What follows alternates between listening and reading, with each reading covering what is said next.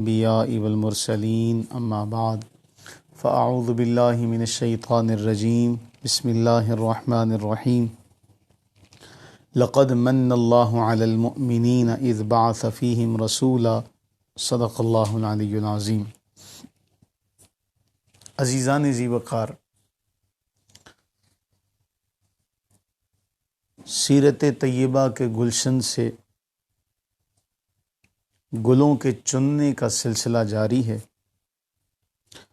اس سلسلے میں ہم کل کی نشست میں رسول اللہ صلی اللہ علیہ وآلہ وبارکہ وسلم کی ہجرت کے حوالے سے مدینہ طیبہ میں آپ کی آمد، حضرت سیدنا ابو ایوب انصاری رضی اللہ تعالی عنہ کے ہاں آپ کا قیام پذیر ہونا، اور پھر اس کے بعد ہم نے کل کی جو نشست تھی اس میں آپ کی تعظیم اور توقیر کے حوالے سے چند ایک باتیں جاننے کی، سمجھنے کی کوشش کی تھی۔ آگے کا سفر آج شروع کرتے ہیں۔ عزیزان، آپ جانتے ہیں جب رسول اللہ صلی اللہ علیہ وسلم مکہ معظمہ سے ہجرت کر کے مدینہ طیبہ چلے آئے تو جو باقی مکہ معظمہ میں جو صحابہ کرام رہتے تھے، پیر کرم شاہ الازہری رحمہ اللہ لکھتے ہیں کہ وہاں ان کے لیے فضا تاریک ہو گئی، جینا مشکل ہو گیا۔ وہ بھی ہجرت کر کے اپنے آقا کریم صلی اللہ علیہ وسلم کے قدموں میں حاضر ہونے لگے۔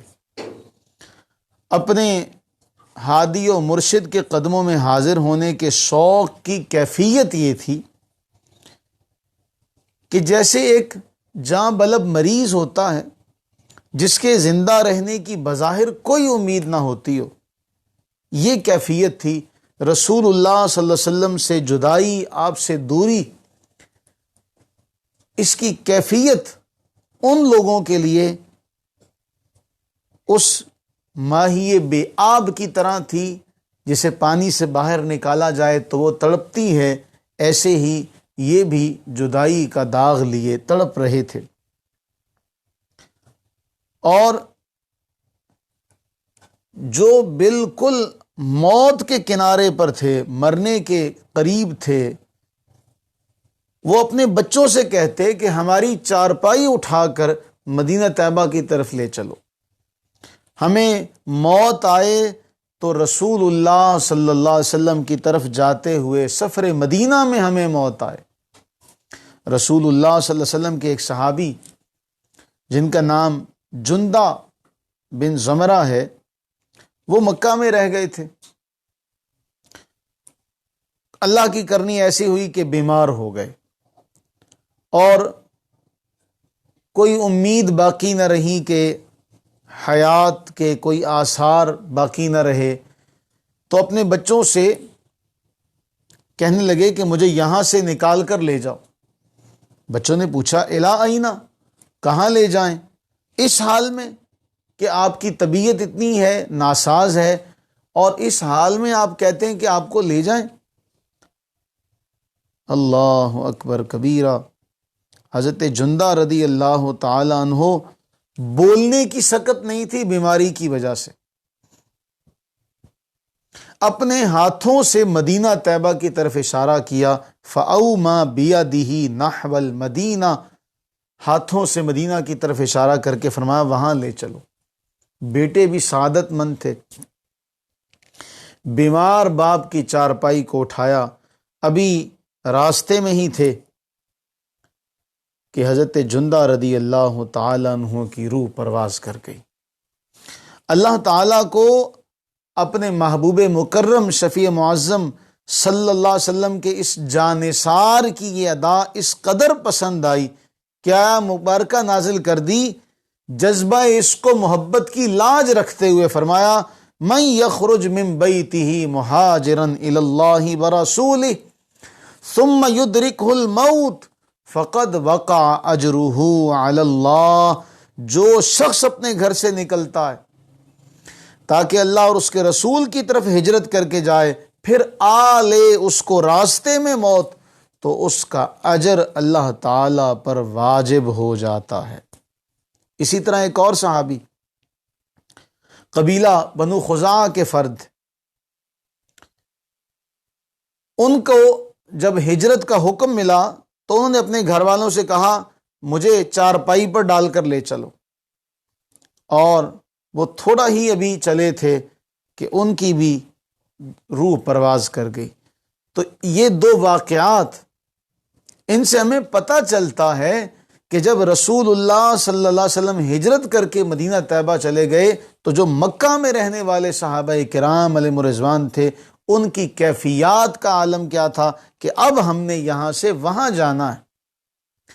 اور بیماری کے عالم میں بھی موت کے قریب ہوتے ہوئے بھی انہوں نے کہا نہیں، موت آئے تو وہاں آنی چاہیے جہاں محبوب صلی اللہ علیہ وسلم جلوہ گر ہوں۔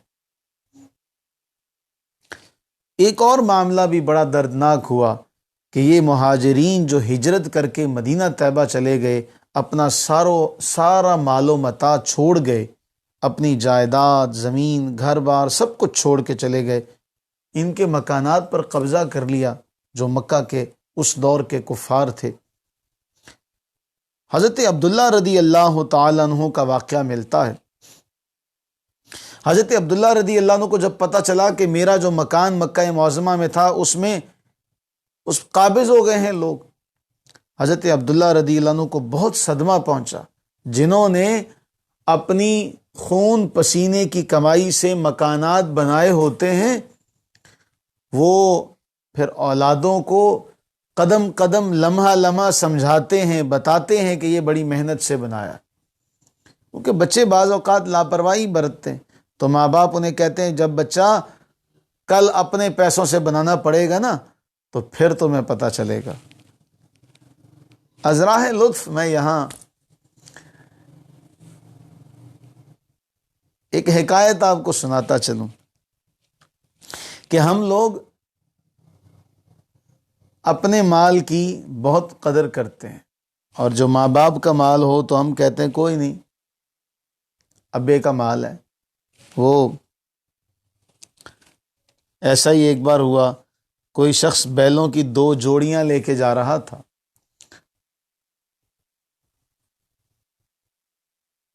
تو اب وہ بیل نہیں چل رہے تھے، تنگ کر رہے تھے، تو اس نے غصے میں آ کے ایک بڑا سخت جملہ کہا جس کو پنجابی میں کہا جاتا ہے کہ تمہیں چھری پھیر دوں۔ تو بیلوں سے کہتا ہے چلو چلو تمہیں چھری پھیروں، تم چلتے نہیں ہو۔ وہ شخص جو تھا وہ وہاں سے چلا گیا۔ ایک عرصے کے بعد دوبارہ جب وہاں سے اس کا گزر ہوا تھا، اب اس کے پاس ایک ہی بیل ہے، اب وہ چل نہیں رہا، اسے غصہ آیا بڑا، اسے کچھ کہنے لگا تو فوراً اس پہ ہاتھ پھیرنے لگا پیار سے، چل چل چل۔ تو وہ کہنے لگا یار پچھلی بار جب میں یہاں سے گزرا تھا تیرے پاس 2 بیل تھے، تو بڑا غصے سے بیلوں سے بات کر رہا تھا، آج تیرے پاس ایک ہی بیل ہے اور تیرا لہجہ جو تھا غصے میں آتے آتے تو بڑا نرم ہو گیا۔ وہ کہنے لگا جی پہلے 2 ابے دے سگے، جو پہلے 2 بیل تھے وہ ابا نے لے کے دیے تھے، وہ ابے کے مال کے تھے، اس لیے کوئی پرواہ نہیں تھی، یہ میں نے اپنی جیب سے خریدا۔ تو جنہوں نے اپنی جیب سے خریدا ہوا ہو انہیں دکھ ہوتا ہے۔ اور یہ کوئی مذاق نہیں ہے کہ وہ صحابہ کرام رضوان اللہ تعالی علیہم اجمعین رسول اللہ صلی اللہ علیہ وسلم کے اشارے پر، آپ کے حکم پر اپنا سب کچھ چھوڑ کر مدینہ طیبہ آ گئے تھے، اور جنہیں یہ بھی پتا ہے کہ آگے کچھ نہیں ملے گا، یہاں چھوڑ کر جا رہے ہیں، دوبارہ ہمیں ہاتھ نہیں آئے گا، اپنی جمع پونجی صرف دین کے لیے جنہوں نے قربان کی، ہم تو کچھ بھی نہیں کر سکے، ہمیں تو کچھ بھی نہیں ان چیزوں کی قدر۔ عبداللہ رضی اللہ تعالیٰ عنہ رسول اللہ علیہ السلام سے بڑا شکایتانہ انداز میں کہتے ہیں کہ یا رسول اللہ صلی اللہ علیہ وسلم میرے فلاں مکان پہ قبضہ کر لیا اور وہ آگے بیچ بھی دیا۔ رسول اللہ صلی اللہ علیہ وسلم نے دلجوئی کرتے ہوئے جو الفاظ آپ نے ارشاد فرمایا الا ترضى یا عبد اللہ ان یعطیک اللہ بہا دارا خیرا منہا فی الجنہ قال بلا وقال فذلک لک، اے عبداللہ کیا تجھے یہ بات پسند نہیں کہ اس مکان کے بدلے اللہ تجھے جنت میں اس سے بہتر مکان عطا فرمائے؟ عرض کی جی بلا کیوں نہیں؟ فرمایا پھر وہ مکان تجھے جنت میں دے دیا گیا۔ اسی طرح اور بھی بہت سارے معاملات ہیں۔ رسول اللہ صلی اللہ علیہ وسلم مدینہ طیبہ پہنچ چکے ہیں، ابو ایوب انصاری رضی اللہ عنہ کے ہاں قیام پذیر ہیں۔ ہم نے اس سفر میں پڑھا تھا کہ جہاں جانے دو عالم صلی اللہ علیہ وسلم کی ناقہ بیٹھی تھی، وہ ایک زمین کا جو قطعہ تھا، ٹکڑا تھا، جس میں جا بجا گڑھے پڑے ہوئے تھے، کھجور کے چند درخت اور پرانے زمانے کے کچھ معاملات وہاں پر تھے۔ آپ نے اس مقام کو مسجد کے لیے منتخب فرمایا۔ یہ جگہ 2 یتیم بچوں کی ملکیت تھی۔ آپ نے ان بچوں کو بلایا اور فرمایا میں تم سے یہ جگہ خریدنا چاہتا ہوں، بتاؤ اس کا کیا لوگے؟ بچوں نے بڑی معصومانہ پیشکش کرتے ہوئے عرض کی یا رسول اللہ صلی اللہ علیہ وسلم ہم یہ ہدیتاً خدمت میں پیش کرتے ہیں۔ آپ نے فرمایا نہیں، جو یتیموں کے حقوق کا نگہبان ہو، جو یتیموں کے حقوق کا محافظ ہو، فرمایا نہیں، بلا قیمت نہیں، اس کی قیمت ہوگی۔ اور پھر آپ نے 10 اشرفیاں ان کو بطور معاوضہ عطا فرمائیں، اور پھر اس جگہ پر مسجد نبوی شریفہ کی بنیاد رکھی گئی، اولین بنیاد، اور وہی خطہ روضۃ من ریاض الجنہ قرار پایا۔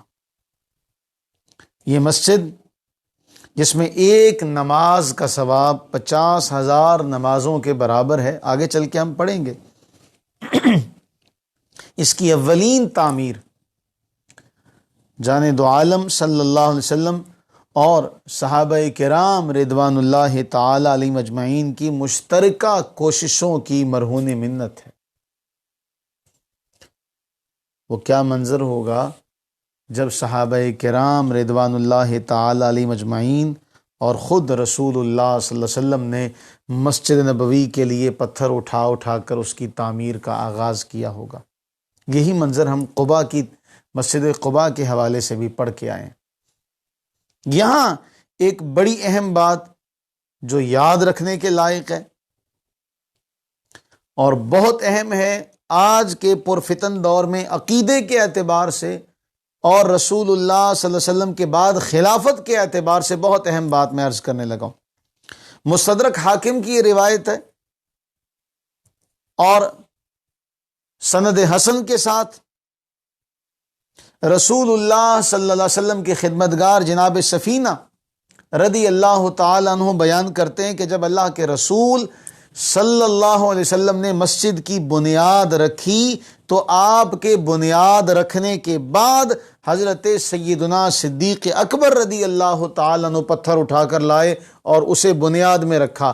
پھر حضرت عمر فاروق رضی اللہ تعالیٰ عنہ آئے اور آپ نے پتھر رکھا۔ پھر حضرت سیدنا عثمان غنی ذو النورین رضی اللہ تعالیٰ عنہ پتھر لائے اور آپ نے وہاں رکھا۔ اس کے بعد رسول اللہ صلی اللہ علیہ وسلم نے فرمایا ہؤلاء ولاۃ الامر من بعدی، کہ یہ لوگ میرے بعد حکومتی معاملات کے ذمہ دار ہوں گے، خلفاء ہوں گے میرے بعد۔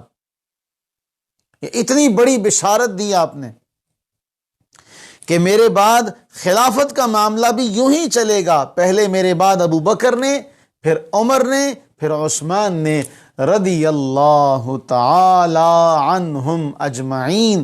آپ نے اپنے بعد یہ واضح بشارت دے دی کہ میرے بعد خلیفہ کون ہوگا، پھر اس کے بعد کون ہوگا، پھر اس کے بعد کون ہوگا۔ آپ صلی اللہ علیہ وسلم نے بڑا واضح طور پر یہ بیان کر دیا کہ ہؤلاء ولاۃ الامر من بعدی۔ سبحان اللہ سبحان اللہ سبحان اللہ۔ اب پتھر لائے جا رہے ہیں، سب کے سب مل کر مسجد نبوی شریفہ کی تعمیر ہو رہی ہے اور سب کی زبان پر اشعار ہیں، اللہم لا خیر الا خیر الآخرہ فاغفر للانصار والمہاجرہ۔ اے اللہ، دنیا کی دولت و زینت کا ذکر کیا، دولت و زینت تو آخرت کی ہے، لہٰذا انصار اور مہاجروں کو بخش دے اور آخرت کی دولت و زینت اور بھلائیوں سے نواز دے۔ اللہم لا خیر الا خیر الآخرہ فاغفر للانصار والمہاجرہ۔ وہ کیا منظر ہوگا، صحیح بخاری کی روایت ہے، وہ کیا منظر ہوگا جب رسول اللہ صلی اللہ علیہ وسلم اور آپ کے سارے رفقا مل کے یہ فضا میں الفاظ گونج رہے ہوں گے، اللہم لا خیر الا خیر الآخرہ فاغفر للانصار والمہاجرہ۔ پھر کہتے ہیں ھذا الحمال لا حمال خیبر ھذا ابر ربنا واطہر۔ یہ مسجد کی اینٹوں کا جو بوجھ ہے یہ خیبر کے بوجھ جیسا نہیں ہے جنہیں وہاں کے لوگ کھجوروں اور انگوروں کی صورت میں اٹھا کر لاتے ہیں، یہ تو وہ بوجھ ہیں جو بڑے پاکیزہ ہیں اور ان کا صلہ ہمارے رب کے پاس ہے۔ اللہم ان الاجر اجر الآخرہ فرحم الانصار والمہاجرہ۔ اے اللہ، اصل مزدوری کا صلہ تو آخرت کی مزدوری کا صلہ ہے، پس انصار پر بھی رحم فرما اور مہاجرین پر بھی رحم فرما۔ یوں فضا گونج رہی ہے اور اس فضا میں یہ سارے کے سارے مل کر کام کر رہے ہیں۔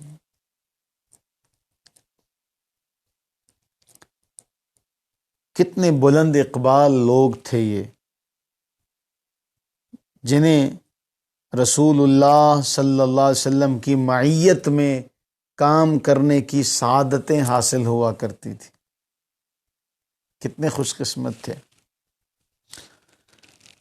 ان کا خلوص، ان کی سادگی، ان کی وارفتگی، جب رسول اللہ علیہ الصلوۃ والتسلیم دیکھتے تو ان کے لیے دعائیں پھر آپ کی زبان اقدس سے نکلتی۔ ان جیسا خوش قسمت کوئی نہیں ہو سکتا۔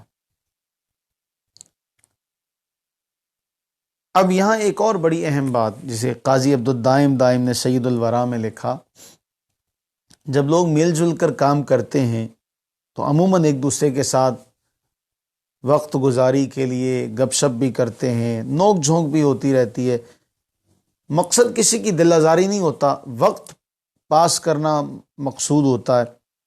ایسا ہی ایک معاملہ پیش آیا مسجد نبوی کی تعمیر کے دوران۔ جو لوگ اینٹیں اٹھا کر لا رہے تھے نا، پتھر اٹھا کر لا رہے تھے، ان میں حضرت عثمان ابن مظعون رضی اللہ تعالیٰ عنہ بھی شامل تھے۔ وہ نہایت نفیس انسان تھے، خوش پوشاک، طبعاً نفاست پسند۔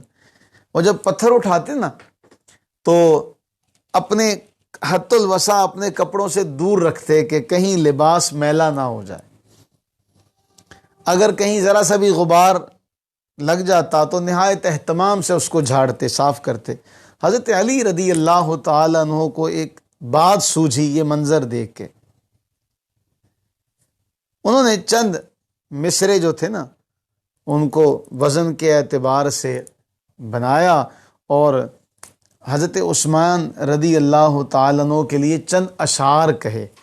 ان اشعار میں بات تو کچھ ایسی خاص نہیں تھی، لیکن اشارہ حضرت عثمان کی طرف تھا کہ لا یستوی من یعمر المساجد ویدعب فیہا قائما وقاعدا ومن یرا عن التراب حائدا۔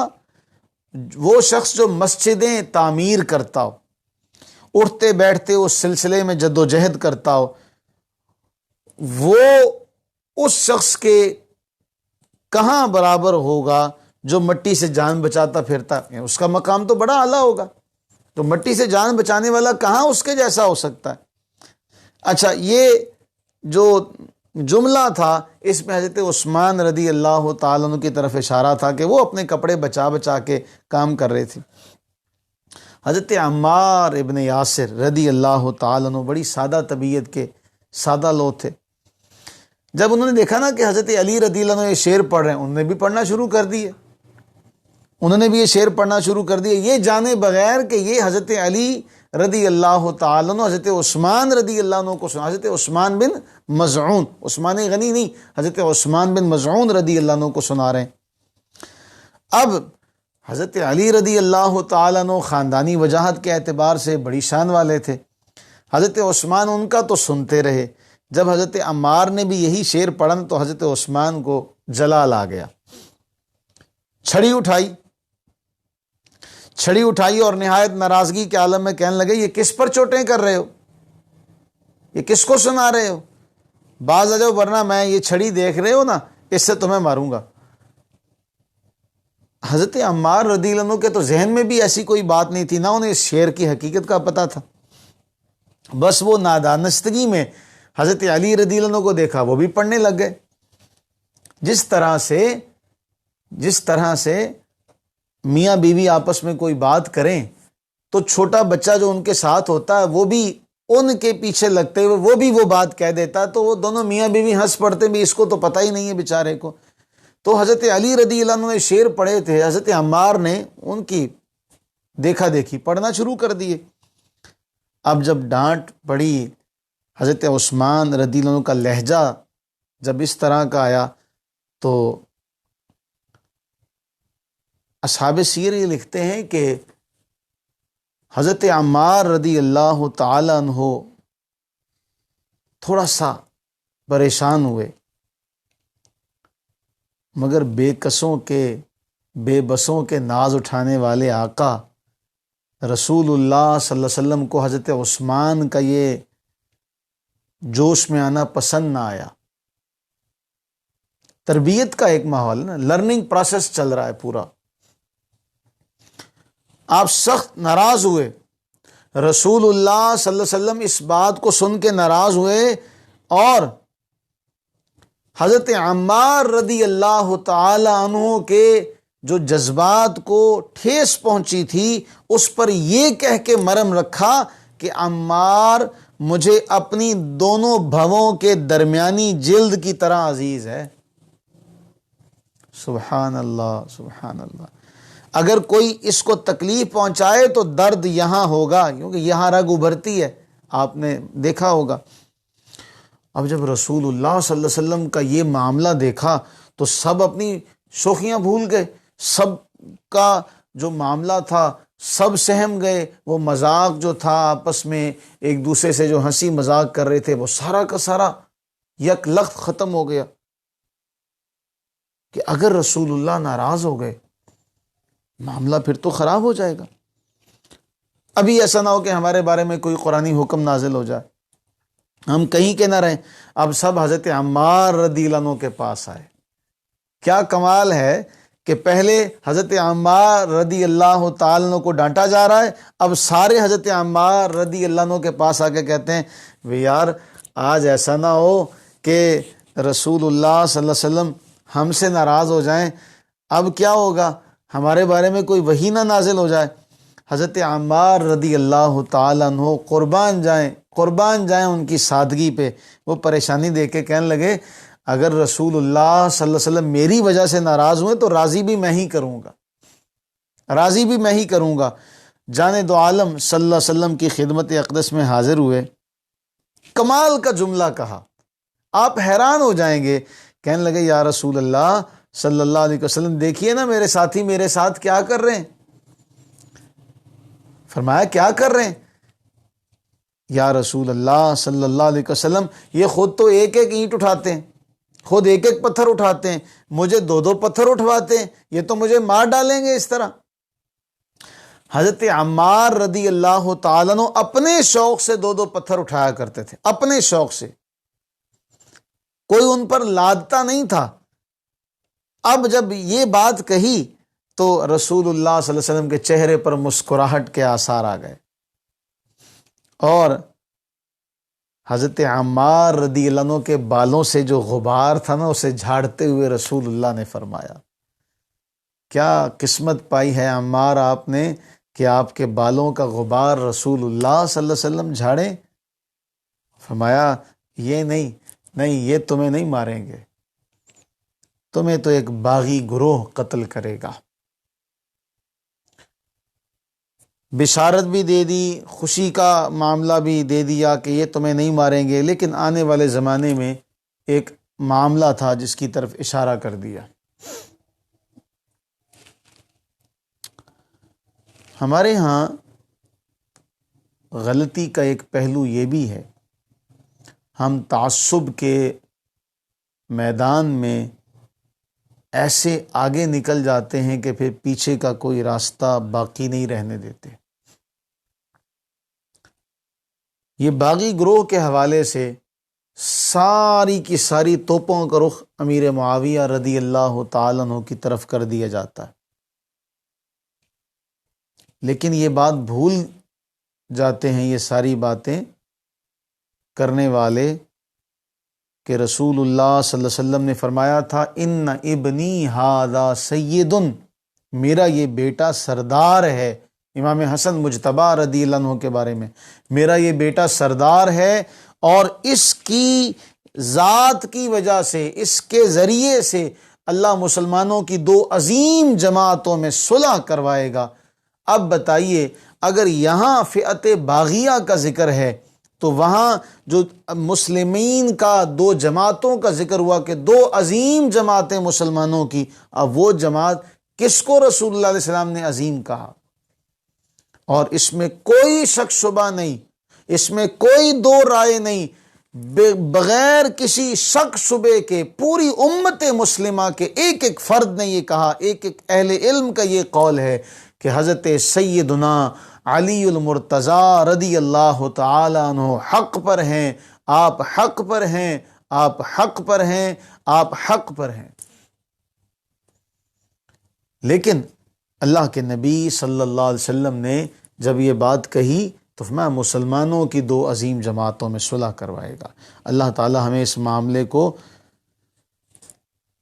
اس طرح سے سمجھنے کی توفیق عطا فرمائے۔ بابا صاحب کے حوالے سے، بابا فرید الدین گنج شکر علیہ رحمہ کے حوالے سے یہ بات ہمارے اساتذہ کرام کرتے ہیں، بزرگان دین کرتے ہیں۔ حضور نظام الدین اولیاء رحمہ اللہ کی طرف بھی منسوب کی جاتی ہے یہ بات کہ آپ نے فرمایا تھا کینچی نہ بنو سوئی بنو۔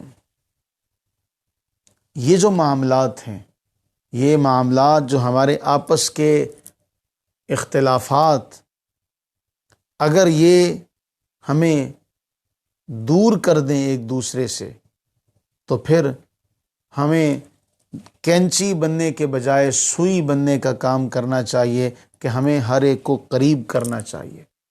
بدقسمتی سے مسلمان شاید یہ سمجھ بیٹھے ہیں کہ اب لوگوں کو دین میں داخل کرنے کی ضرورت نہیں، اب ان کو باہر نکالو، بہت لوگ ہو چکے ہیں۔ نہیں، ہمیں ضرورت ہے کہ دین میں لوگ آئیں، دین میں لوگوں کو لانے کی ضرورت ہے، دین کے دائرے میں داخل کرنے کی ضرورت ہے۔ اس لیے ہمیں اللہ تعالیٰ سوئی کا کام کرنے کی توفیق و ہمت۔ رسول اللہ علیہ السلام نے فرمایا ہؤلاء الخلفاء من بعدی، یہ میرے بعد خلفاء ہوں گے۔ ہم مسجد نبوی کے حوالے سے یہیں سے کل کی نشست میں آغاز کریں گے۔ اللہ تعالیٰ سے دعا کریں کہ باری تعالیٰ امت مسلمہ کے اندر جو اختلافات اور انتشار بے سبب بڑھ رہے ہیں، اللہ تعالیٰ ان اختلافات و انتشار کو ختم فرمائے اور ہمیں الکفر ملت واحدہ، ہمیں ان کے خلاف متحد ہونے کی، متفق ہونے کی توفیق و ہمت عطا فرمائے۔ اسلام اور اہل اسلام کو عزتیں، کامیابیاں، کامرانیاں عطا ہوں، کفر کا سر نیچا ہو۔ اللہ تعالی ہم سب پر اپنی رحمتیں، برکت نازل فرمائے۔ آمین ثم آمین۔ وما علینا الا البلاغ المبین۔